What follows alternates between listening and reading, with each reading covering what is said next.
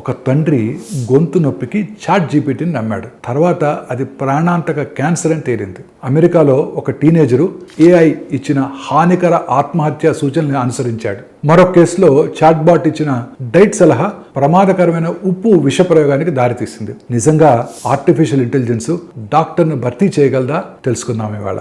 వైద్య రంగాన్ని ఏఐ వేగంగా మార్చుతోంది. స్కాన్స్లో సహకరించడం, కొత్త మందుల అభివృద్ధిని వేగవంతం చేయటం, ఈసీజీల ద్వారా గుండె సమస్యల ప్రమాదాన్ని అంచనా వేయడం వంటి పనులు చక్కగా చేస్తోంది. కానీ నిర్ధారణ మరియు చికిత్స సలహా విషయంలో మాత్రం ఏఐకి శిక్షణ పొందిన వైద్యుడి తీర్పు, అనుభవము, బాధ్యత ఉండదు.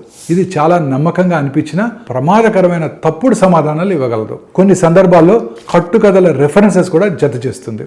సర్వేలు ఏమి చెప్తున్నాయంటే ప్రతి 6 మందిలో ఒకరు, ప్రత్యేకించి యువతలో ఎక్కువ మంది ఆరోగ్య సలహాల కోసం ఏఐని వాడుతున్నారు. అయినప్పటికీ దాదాపు 60% మంది దాని ఖచ్చితత్వంపై సందేహం వ్యక్తం చేస్తున్నారు. ఆర్టిఫిషియల్ ఇంటెలిజెన్స్ సహాయపడగలదు, కానీ డాక్టర్ని భర్తీ చేయలేదు. ఆరోగ్యానికి ఎల్లప్పుడూ అర్హత కలిగిన వైద్యుడి నిర్ధారణ, చికిత్స చాలా అవసరం.